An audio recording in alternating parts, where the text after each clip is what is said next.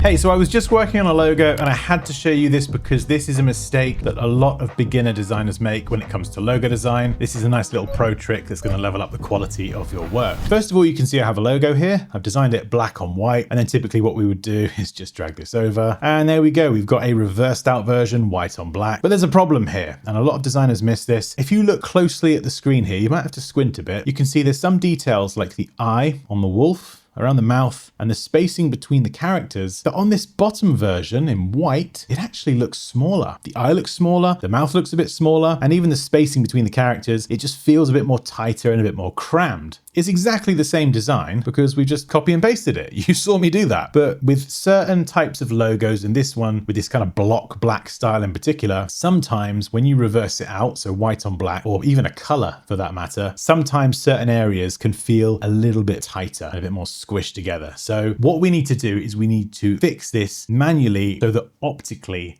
they look the same, because ultimately what people see, that is what matters. So we've got to go in and tinker with this a little bit. So for this design in particular, I'm looking at the eye, the mouth, and the spacing between the characters. And of course, for your design, it might be slightly different. So for this one, what we're going to do is we'll zoom in on the eye first. We're going to fix this one. Let's double click a bunch of times so we can go inside the group. Make sure you've got just the eye. Now, I don't want to adjust this spacing here. I like this distance from the edge. And if I start moving that around, that is actually going to change the design somewhat in a way that is going to be really obvious. So what I need to do is just scale this up from this left point here. So first of all, press S for the scale tool. I'm going to click on this point and I can scale up holding shift. This is the fastest and easiest way to do it. If you do want to work with a little bit more precision, what you can do is select the shape, press S for the scale tool, and then before you press anything else, hold down Alt or Option and click, and it will bring up a window here. Now, if you have a number already in here, what I would recommend doing is just 100% it, set it back to 0. And then when we do it again, it's going to go back to 100%, and we can increase it by a specific percentage if you want to. Now, this isn't an exact science, but you can use something in the range of 6 to 12%. But of course, it is going to depend on every logo. So I would personally just do this manually by eye to see these things so that visually it looks correct. But if we were to go for, let's just go 110. So we're going to bump this up by 10%, and you can see it scales from that point as well. We'll zoom out. We're taking a shot in the dark here because I can't see the other version. That looks pretty good. Well done, Dan. Bit of self-praise due there. When we look at these two now, you can see the eye on this one and this one, they look a lot more similar. In fact, I might even make one more change, and that is I'm just going to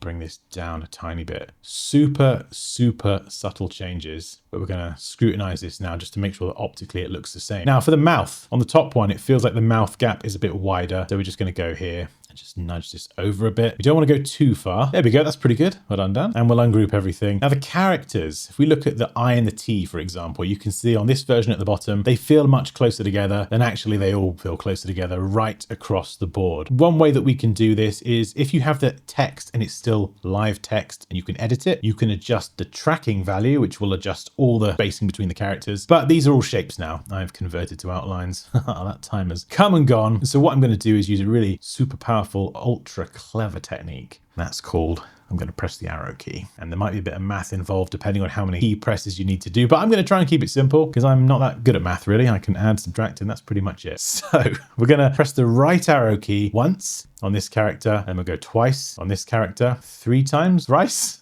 on this character. I don't know what 4 is. For thrice? I don't know. 1, 2, 3, 4, 5, 6, and 1, 2, 3, 4, 5, 6, 7. So we're just increasing it every single time as we go through each character. Now don't worry about the gaps between the characters because as you can see here, these are what you would hope because it's a professional font. They are typographically correct. So the gaps between different characters are different for various reasons, and that is an entire video in itself. But you can see now that we've just spaced this out a bit more as well. I might even go through it once more. So let's just speed through this one. Right, anyway, so you look at the top logo now, you can see the spacing between the characters and the various gaps. And if we look at the bottom one, they now visually look a lot similar. So this is one of those tricks that is definitely worth doing because it's just gonna make your logo look more consistent, whether you've got a dark on light background or a light on dark background. And if you enjoyed that and you found it useful, I've got my full Illustrator course linked below. But otherwise, take care and I'll see you in the next one.